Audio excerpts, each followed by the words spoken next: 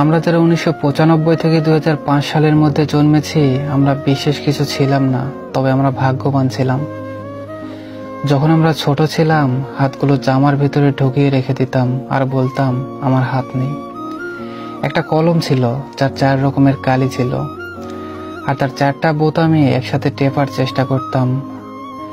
আমাদের সময় এক হাত কলম পাওয়া যেত, আমরা সেই কলমটাকে কেটে ছোট কলমে আবিষ্কার করতাম। দরজার পিছনে লুকিয়ে থাকতাম, কেউ এলে চমকে দিব বলে।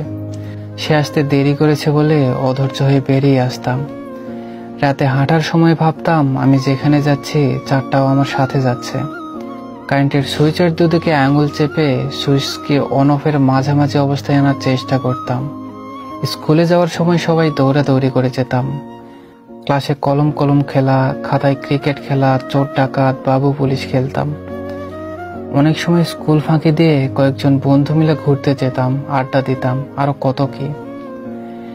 1 টাকার রঙিন কিংবা নারিকেলের আইসক্রিম, হাওয়াই মিঠাই খেতে না পারলে মনটা খারাপ হয়ে যেত। হঠাৎ আকাশ দিয়ে হেলিকপ্টার গেলে সবাই রুম থেকে বের হয়ে আকাশের দিকে তাকিয়ে থাকতাম। স্কুল ছুটি হলে দৌড়িয়ে বাসায় আসতাম মিনা কার্টুন দেখবো বলে। শুক্রবার দুপুর 3টা থেকে অপেক্ষা করতাম কখন বিটিভিতে সিনেমা শুরু হবে, এবং সন্ধ্যার পর আলিফ লায়লা, সিন্দাবাদ, রবিনহুড, ম্যাকাইভার, হাতিম দেখার জন্য পুরো সপ্তাহ অপেক্ষা করতাম। ফলের গুটি খেয়ে ফেললে দুশ্চিন্তা করতাম পেটের ভেতর গাছ হবে কিনা। মাথায় মাথায় ধাক্কা লাগলে শিং গজানোর ভয়ে আবার নিজের ইচ্ছায় ধাক্কা দিতাম। কেউ বসে থাকলে তার মাথার উপর দিয়ে ঝাঁপ দিতাম যাতে সে আর লম্বা হতে না পারে। বিকেলে কুতকুত, কানামাছি, গোল্লাছুত না খেললে বিকেলটা যেন মাটি হয়ে যেত। ফাইনাল পরীক্ষা শেষ হলে তো সকালে পড়া নেই, তাই মজা লাগতো যা বলার বাইরে। নানু বাড়ি, দাদু বাড়ি যাওয়ার এটাই তো ছিল সময়। ব্যাডমিন্টন, ক্যারাম, লুডো এগুলো না খেললে কি হয়।